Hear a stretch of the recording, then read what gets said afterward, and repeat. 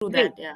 So, thank you very much and congratulations for Thank you. everything. The movie deserves it. I saw it. Thanks to the screener you gave me. It was brilliant. And it left me in tears. And I think, uh, but happy tears, which I think is the way it moved the whole world.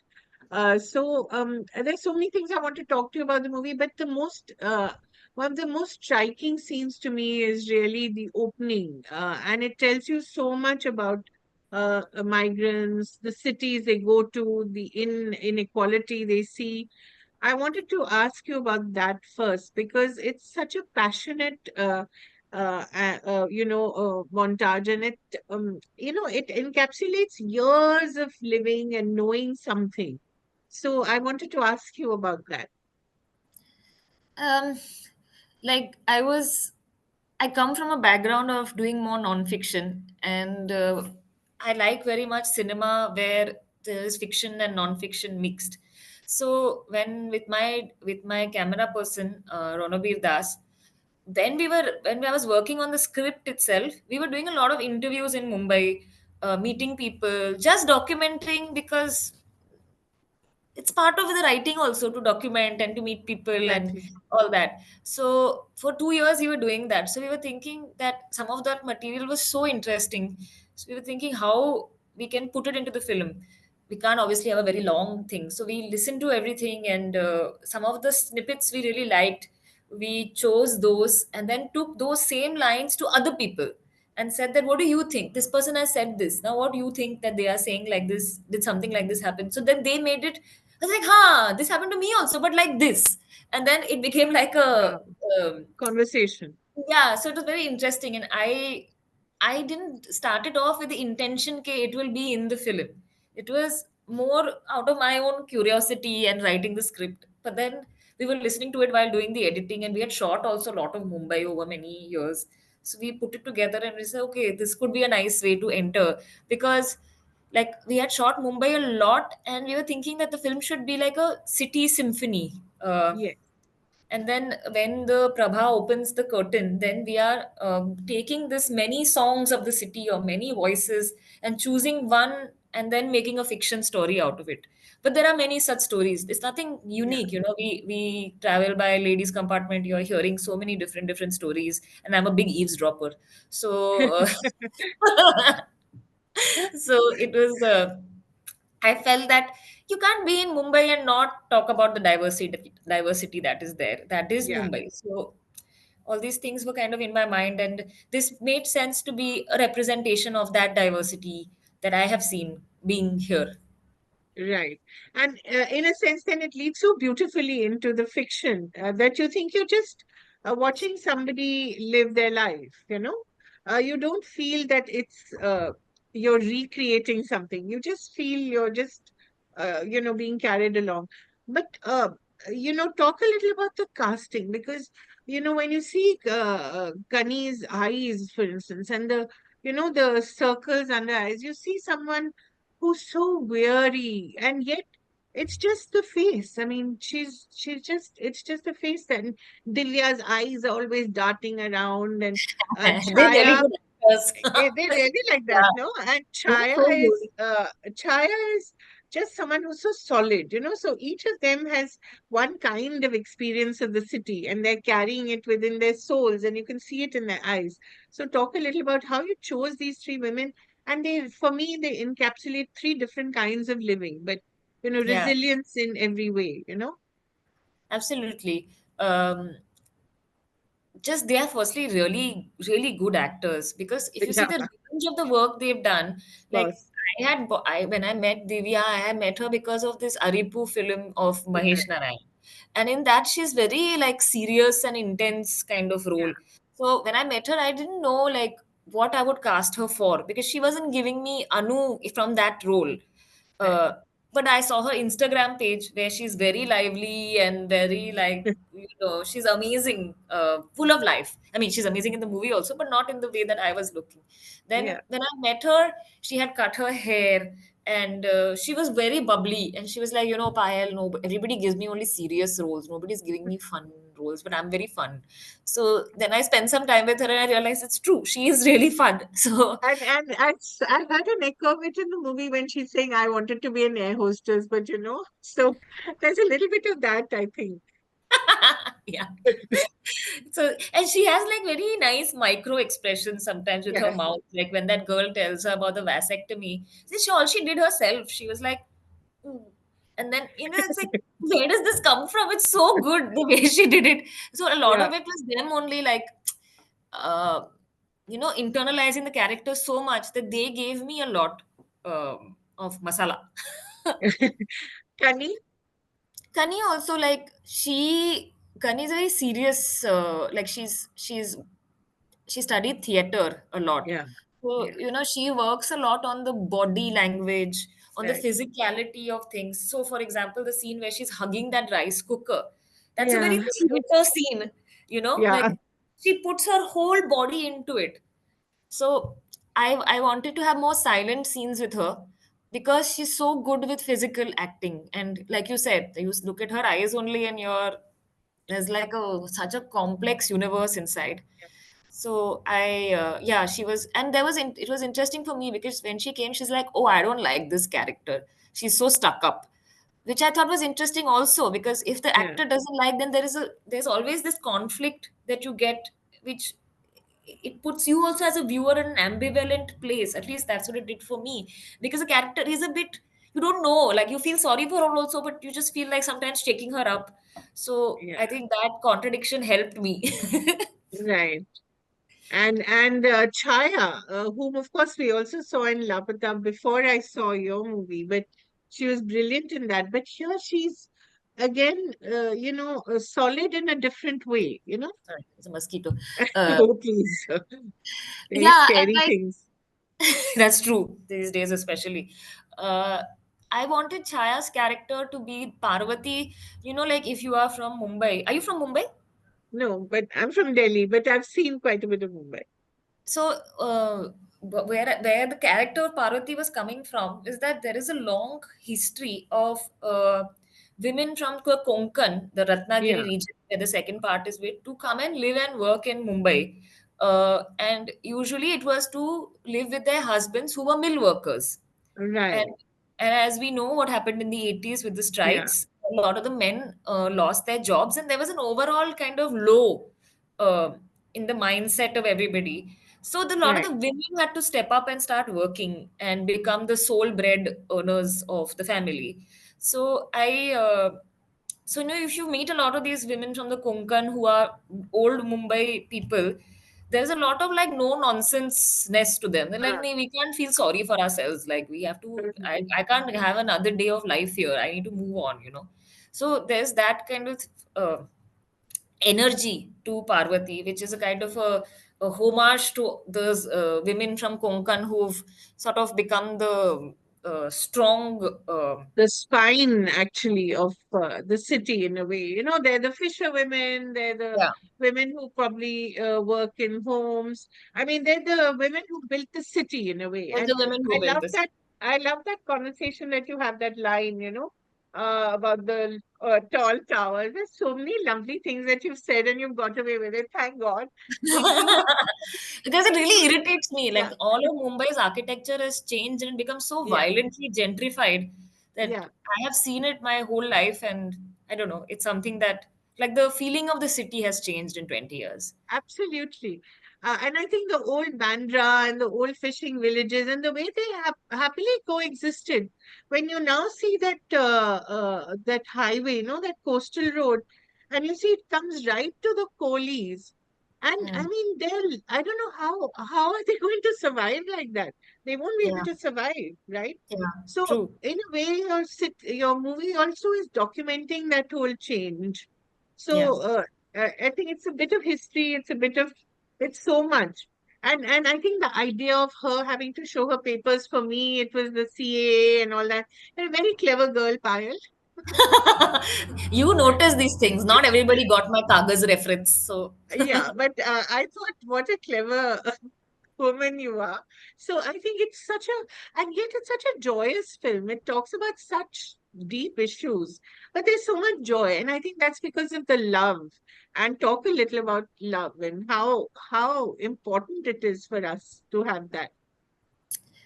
I mean, the last movie I made was very sad. So this time I said I should be talking about the same things, but to be little jovial so people will watch it. Yeah, But making the same points. yeah, Uh, but yeah, I think I was very interested in this unit of the family, and it kind of the two things. One is that families are there for us and it's very important part of Indian life, but oftentimes they also let us down a lot. right. And so I was trying to propose a new kind of family, which is the family of our friends, which I think a lot of women do rely on. And as I grow older, more and more I feel myself relying on my friends and that family of the that I've made. So I was trying to propose a new kind of family, but also this feeling that all relationships in our like mother, daughter, father, all these things are very well defined over so much writing and such a lot of media, and especially in India, like it's all so codified, and also very, yeah, religion also comes into it. Stratified religion, Yeah, then of course yeah. religions just spoils it all. I mean, Yeah, country is mother and all these things also. yeah, yeah. So it's all very complicated. But the friendship is an open relationship. Like we define what our friendship should be. And that I feel when there is that open definition, it gives a lot of possibility to go beyond identity and the limitations of relationships formed or not formed because of class and caste differences. Perhaps friendship is the way. Yeah. Uh, so that Is was that my some, thought yeah. process. Is that something also that you've seen over the years? Because I love the idea that you've been to so many different kinds of institutions, you know.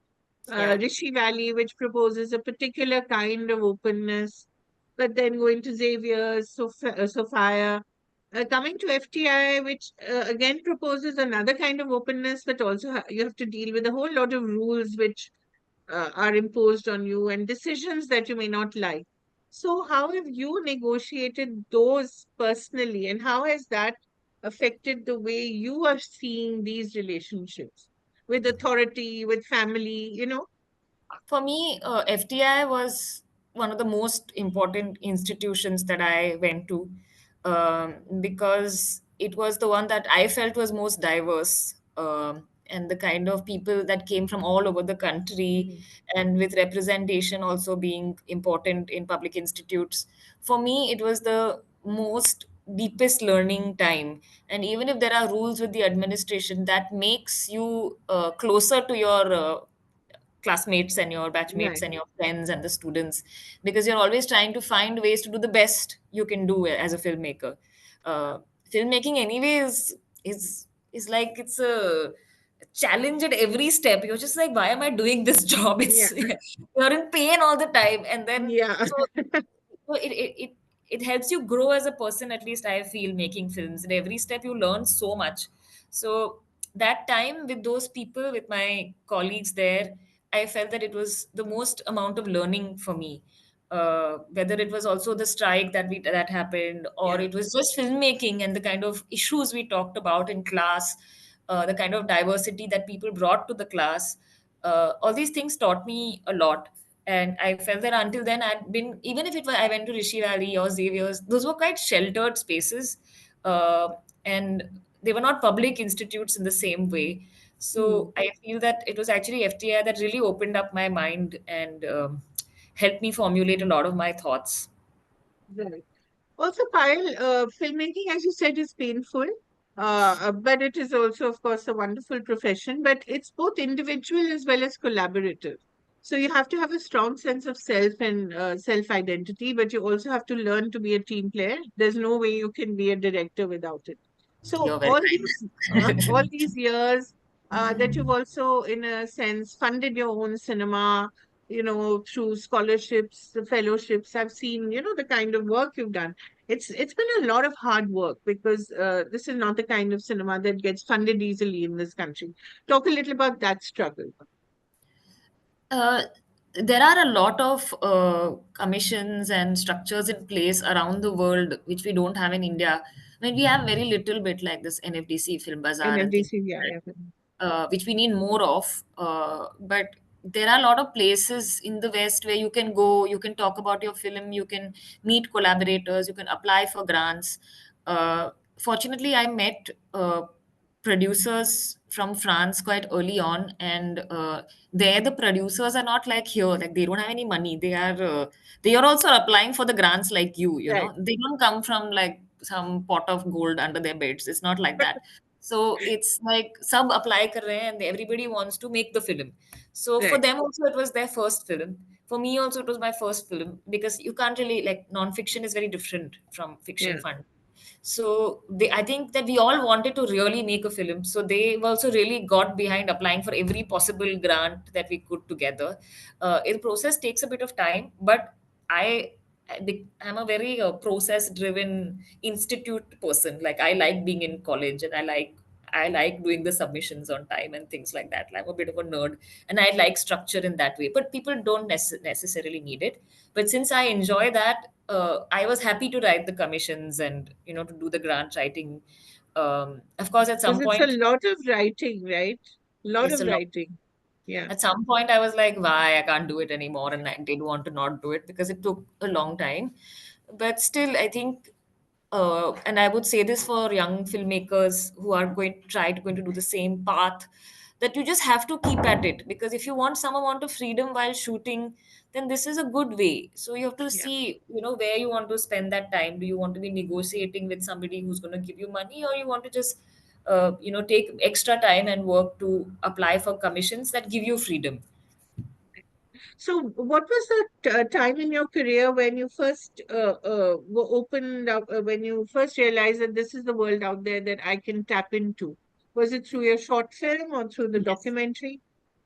When I made two short films when I was in the institute, I made a film called Afternoon Clouds, Right, which was in the student section in Cannes, and then after that, I made a film called And What Is the Summer Saying, which was in Berlinale Shorts. So at that time, I met a lot of filmmakers from around the world, and right. they were also trying the same thing because we were all at the same stage in our very early Curious. career.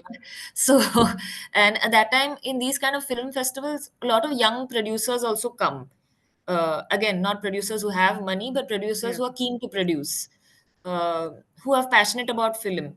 One of my main things is I wanted to work with people who have the same taste in cinema, that yeah, we can go to the same films and be obsessed with it or hate it, have that we can have some discourse basically. right. um, so that really opened up my mind that okay, there is this possibility, there is ways to apply, there is a structure in place. So in the West they help you at every stage. When you start to write, you can apply for residencies, you can apply for grants, so you get a small salary. So it's and then next stage is to ask for research money, next stage is to ask for the pre-production money. So it's very structured. It's not like it's going to be huge amounts, but Yeah. if you, for small film, you can get by. Right, right. So this whole idea that filmmakers are rolling in money is, of course, a big I think misnomer. independent filmmakers are always sad. Always We are not garib rolling in and money. garib and happy. I mean, it's not like okay, it would be really wrong for me to call myself Garib, but I Yeah, just but feel like in a way, in a way that we don't have large budgets and you have to yeah, try to do the best that you can. And but that's also good. I feel one I finds think so. ways. Yeah, Yeah, you find ways to make that money work. stretch, right? Yeah. Yeah. So, okay. So we have 5 minutes left. Quickly, I wanted to ask you about the intimacy that you've shown. Again, something that we don't normally see. It's such a gentle and easy intimacy. And, the whole idea of, I mean, half of the movie is, of course, leading up to them looking for a space, which is, of Yes. course, again, a comment on our cities. But I wanted to talk to you about that scene itself.